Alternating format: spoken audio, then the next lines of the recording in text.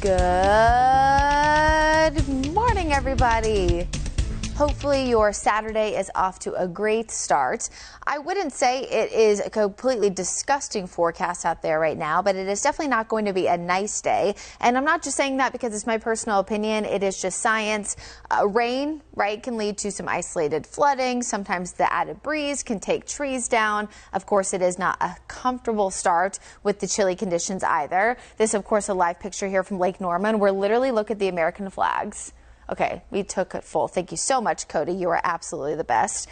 Notice all the American flags. Look at the water. So it is a breezy day, which we know will make the air temperature feel even colder. Now, the high temperature actually already occurred. It happened at around midnight last night, 62 degrees in Charlotte. We are now going to likely steadily fall throughout the day. Now, I wanted to show you the current temperatures because even if you're watching this later, you may think, Brittany, why would you show current temps? Who cares? Well, there's a reason why I'm showing it to you. So notice how 60 degrees in Charlotte and 61 in Monroe. But can you guys tell that at the bottom down right-hand portion of your screen, we have 54 Sherrall, Wadesboro, and Rockingham? That's that evaporative cooling we've been talking about for a few days now. So early when we have rain trying to move in and there's a column of dry air, that rain has a really hard time reaching the ground, which we've had so far in a few spots this morning, and it's partially because of this. So this is a very quickly done graphic that I'm trying to put together to explain this. So evaporative cooling happens where we have rain. Again, it moves through that column of dry air. And eventually what happens is that it is absorbed by the dry air. But as it does so, evaporative cooling actually absorbs heat. So it cools the surrounding air, but the rain itself doesn't reach the ground because, again, it was evaporated. So it's kind of a 1-2 punch. The rain that you're seeing on radar sometimes doesn't reach the ground. And secondly, it does cool the surrounding air. Eventually, when you have a lot of that light rain, like what we're going to have today, that rain can eventually reach the ground. It will just take some time to kind of saturate it right now. And that's what we're kind of seeing across portions of the area. I have seen some rain on radar that does look like it's a little bit of patchy drizzle, some light rain, but I would say that's the exception, not the rule this morning. Now, our setup right now is you can see the low pressure system there off the coastline and starting to move inland. It did shift a little bit further south this morning, so I think that's one of the reasons why this rain is kind of taking a long time to get to us. But notice again, all of the green on Doppler radar, but this is satellite. Let's kind of filter away the mess and see what's really reaching the ground. All right, there you go. So we have some light rain in parts of Union County, Anson County, Richmond, as well as down toward Lancaster, Chesterfield, as well as Chester County in southern portions of the area. So again, I've seen green on satellite and radar. Again, so rain falling from the clouds since 4 o'clock this morning. It's 10:30 and we're just now kind of seeing some of that light rain making its way to the actual ground here in parts of Mecklenburg County. So there's another view there of Doppler radar. So if you're waking up this morning and you're thinking, oop, they got it wrong, I'm sorry to say, I wish we were. Forecast was wrong, but that light rain was never expected really to fall for most of the Charlotte metro until closer to noontime. So light rain on the way, and then eventually a few pockets of heavy rain after that. Now, other than the evaporative cooling, we also have a lot of other features going on right now. So we have the low there off the coastline. We have a high pressure system blocking us to the north. That's right here. You can kind of see that up toward the Virginias. But then also what we have is an upper level low. These things are notoriously hard to forecast. There's actually an old saying, upper low, weatherman's woe. Now, of course, I'm not a weatherman, number one, but also number two, I'm a meteorologist. But it's just an old saying because upper lows are not part of the jet stream. And so they're really hard to forecast because essentially the jet stream is what helps pick storms up and kind of moves them.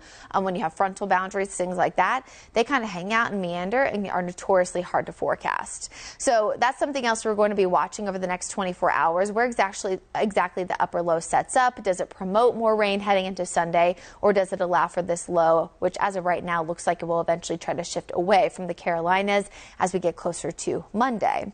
So that low will move inland. Again, eventually it heads off to the north and east, and this would be good news for us if we keep that going. Rip current outlook for the beaches this weekend. I am going to kind of be bopping around here because I do want to give the forecast for the overall area.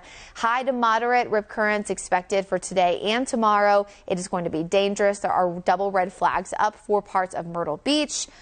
And it is just not going to be a great day to get outside for those folks either, not just because of the dangerous beach conditions, but also the cooler temps and the rain.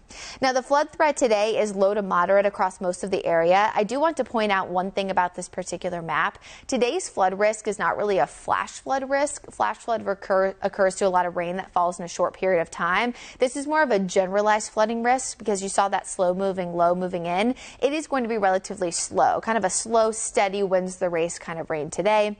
Eventually, that does shift to a low risk tomorrow, as we're not going to see as much heavy rain, but we will keep that medium risk up toward the the mountains and foothills. We know what happens up there, right? A lot of rain, higher elevation. It does a little bit differently, right, when you see that kind of mess in the Charlotte area. Now, we are above sea level. We have changes in elevation. It's just not quite as drastic as up toward the mountains and foothills. So as this rain continues to move inland, we are going to see, again, that same evaporative cooling, which is why temperatures will slowly fall to the upper 50s and mid 50s throughout the day. Now, we are again going to see our best chance for some moderate to heavy rain after 3 o'clock. I don't think it's going to be heavy rain by any stretch for the entirety of the day. And in fact, model's pretty consistent so far that there will be some drying out periods overnight and into Sunday. So today, more of a consistent rain with pockets of heavy rain at times. Tomorrow, I think we're more scattered and light in nature. But notice one thing, I do want to point this out as we head through tomorrow afternoon. Had a lot of questions about the Coca-Cola 600. Everyone wants it to get underway. My good friend Scotty Powell is the meteorologist on site, and he will actually be with us on Wake Up Charlotte weekend tomorrow morning. But see these little tiny specks of green? I know Brad mentioned this last night. This is indicating some light rain or even some patchy drizzle or mist out there. And we've had a lot of viewers be like, oh, well, it looks better. And while it definitely looks better than a few days ago, we need about 2 hours typically, according to talking to Scotty yesterday, to really get the track ready. So the question will be, will we get 2 hour period where it's not raining at Charlotte Motor Speedway to where they can get it ready? I think that there's a chance for sure. And I think there's a better chance that a half the race would happen than the entirety of the thing. We are, again, cautiously optimistic that that will happen. But just notice on the future cast that we are going to be watching some of that drizzle, some of that mist by the second half of Sunday. Better news, though, for Memorial Day itself plans. You can see clearer conditions by Monday afternoon, pretty much clearing from south to north. And look at that, even some sunshine will put temperatures in the 70s. So race weekend, again, today and tomorrow. Best chance of rain today in the afternoon. Some pockets of heavy rain tomorrow, mostly in the morning. But we will see scattered rain off and on throughout the day. A little bit warmer tomorrow, but I mean, warm will be relative, right? 63 when our normal high is 82. Here's your hour-by-hour rain chances as we go throughout the morning. Again, this is mostly for the Charlotte metro area, so we are including Mecklenburg County and surrounding communities. You notice a tapering off effect overnight, and then here you go for Sunday.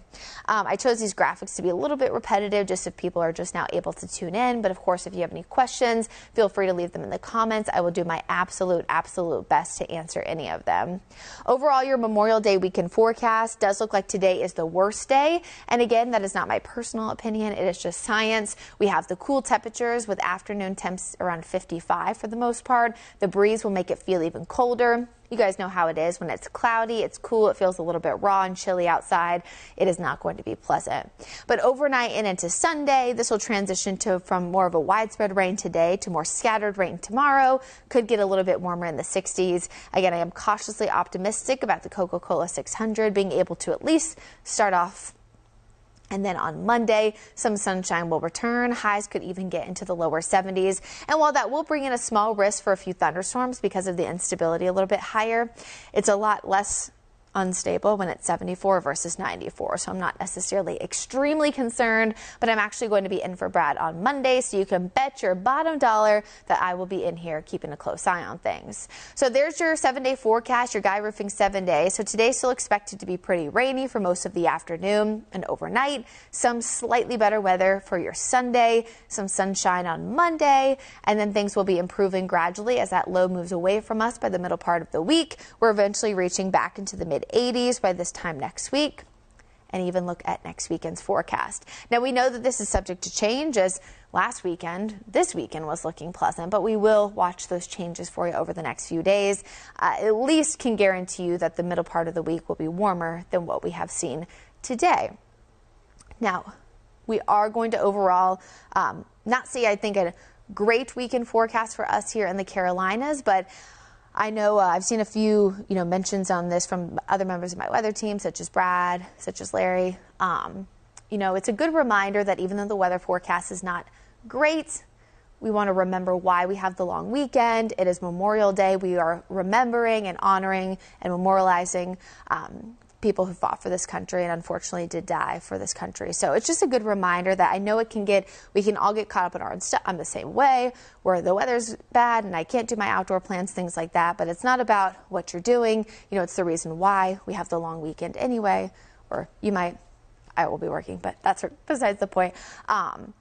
it's about who you're spending time with, how you're memorializing, how you're honoring and remembering. And I hope that regardless of the forecast, everybody has a fabulous, healthy, safe weekend. Please be careful, especially if you are heading out on the water. Keep in mind, of course, it is going to be breezy. So while there's no official advisory in effect, the lake will be choppy if you do find some dry time, especially Sunday and Monday, to get out on the water. And we will be monitoring that chance for a few thunderstorms heading toward your Memorial Day on Monday.